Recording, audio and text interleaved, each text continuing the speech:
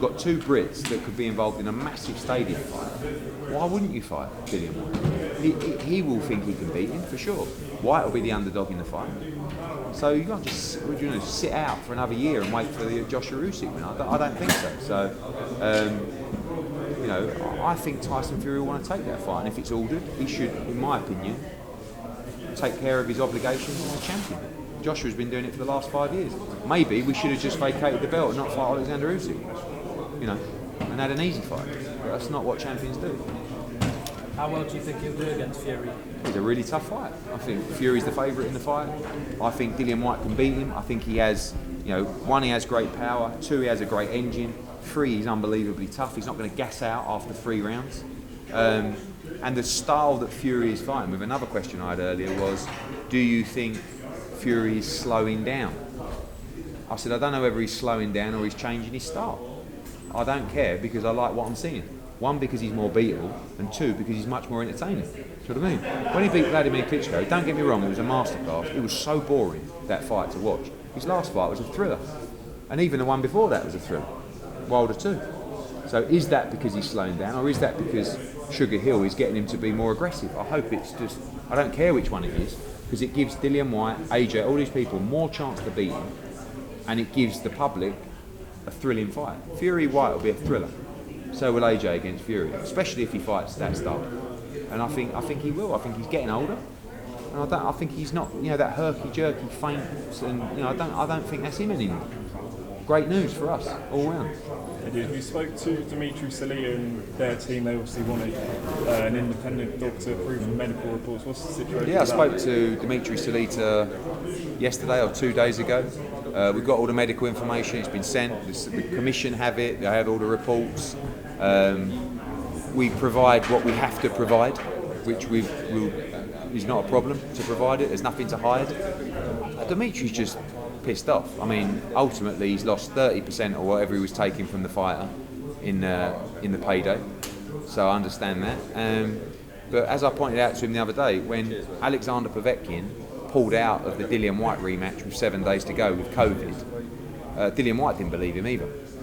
I did, because I knew Andrei Rybinski, and actually to a point where I knew he was in hospital. I didn't even ask for a medical report, but we have no problem. We've got the medical reports. They've been provided to the relevant people, and there's I said to Dimitri, I'm really sorry. If an opportunity arises for Otto Wallin, for one of our heavyweights, I will actively look for that. But if Dillian Whyte gets ordered to fight Tyson Fury, which is almost certain to happen, I'm really sorry, but he ain't fighting Otto Wallin. So is a small part of you then relieved that the fight is off? Even though for because I've done my bollocks. No, because one, we've done a load of money on the show. Two, DAZN miss out on a really big fight and big main event. Three, I don't want Dillian Whyte to have a year of inactivity before going into the Tyson Fury fight, which he will unfortunately have to have, before I believe he was going to beat him. I'm not saying it wasn't a tough fight, but I was very confident that he wins that fight. So honestly, this couldn't be a bigger disaster for anyone, as far as I'm concerned. For Dillian, for us, for DAZN, for everyone. So it doesn't. Yeah, people say, but at least now you're fighting Tyson Fury. He could have won on Saturday and fought Tyson Fury, and got paid in a fortune, and driven a load of subscribers, and had a great night.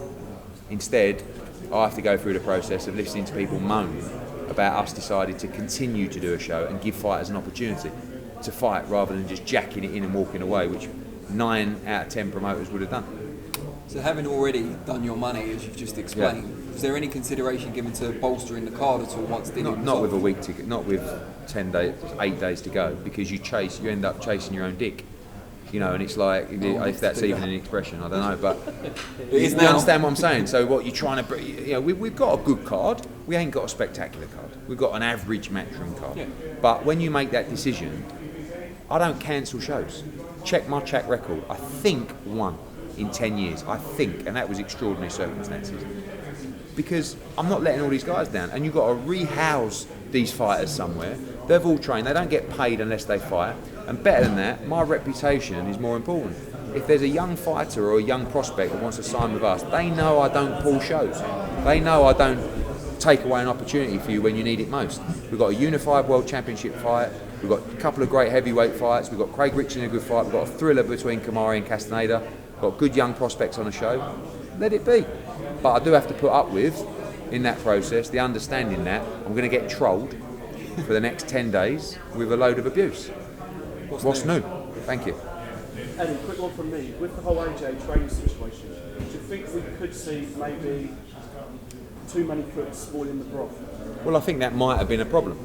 I think I don't think it's a case of just bringing in another trainer to an already big team. I think too much information, too many opinions is not always beneficial.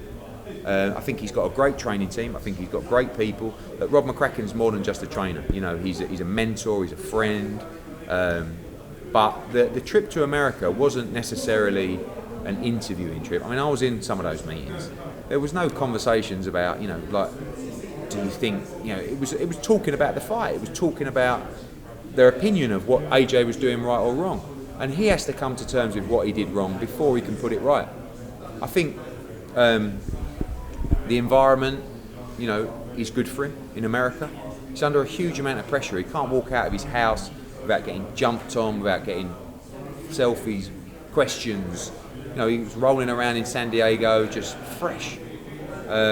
So nothing's decided. I think his next move is to go to America in a few weeks and do some proper training. Again, it wasn't like he did a little move around with Ronnie Shields, but he needs to spend time with those trainers. You can't sit down on a sofa and just have a chat and go, yeah, he's definitely the guy for me. And AJ's the kind of guy where he's got to be comfortable with his decision. But he's out there putting the work in, doing the research, and not sitting on his bum sulking. What were you looking for in those meetings? What were you hoping to hear or see? The most important thing, all I want and all I need is for him to be 100% confident and committed to what he has to do in the ring. That's it. So I didn't go there and say, he's your guy.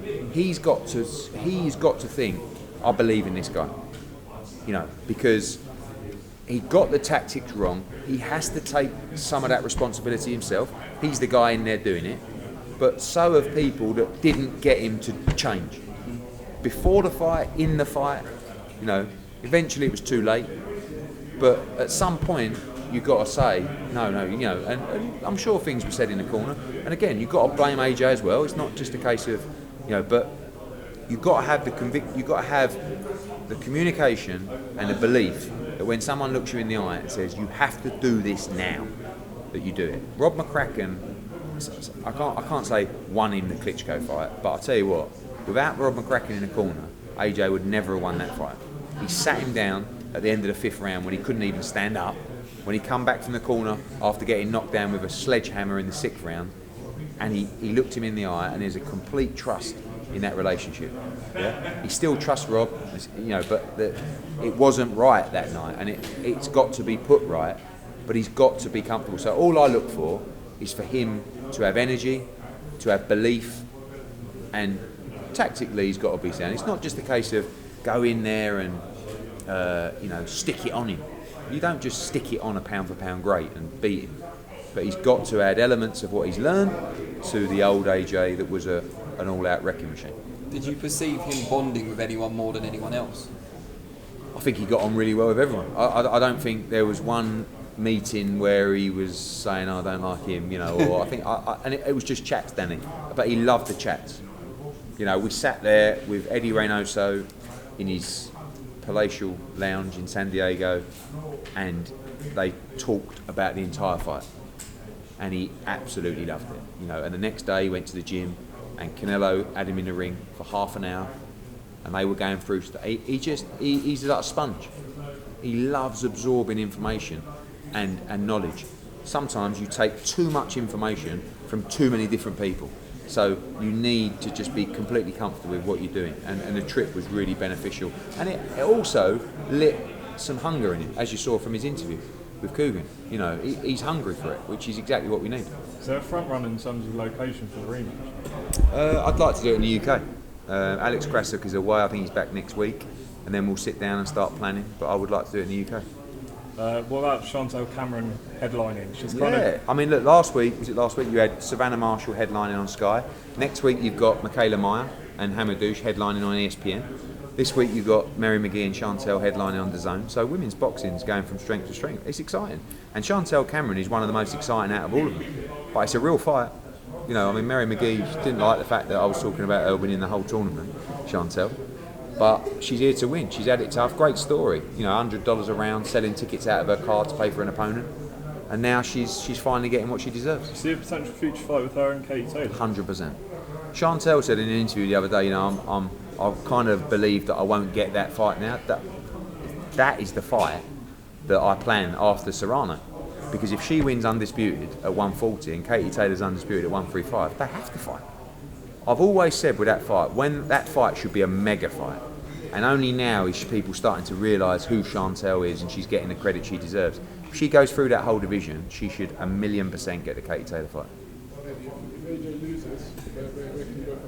I just think, you know, fighting for him, it's not like there's no definitive end or there's no, you know, he just loves to fight. Back-to-back defeats are never good. Back-to-back defeats to a pound-for-pound number 2 is never the end of the world. And it's very difficult going into a rematch after losing with maybe a new trainer, and he's going to have to get everything spot on to win that rematch. I truly believe, with everything I'm hearing for him, with where he knows he went wrong, that he can win that rematch. If he doesn't, he's lost twice to one of the best fighters in the world, and he'll still have a huge career ahead of him, but you don't want to be losing twice. Why is it now we're seeing a different side to AJ? It's been so It's late. not his different side. I just think it's how you know, people talk about letting his guard down. Not really. That's AJ, but he has carried British boxing on his shoulders for the last 7 or 8 years, and by doing that, he's had to behave in a certain way. He's a role model. He's an ambassador. He's a really good guy. But every now and again, he'll get pissed off, and I think he's now at the stage where if he has to show it openly, he don't mind doing it. You know, I think fans like it as a very positive, probably the most positive response to an interview I've seen from him for a long time.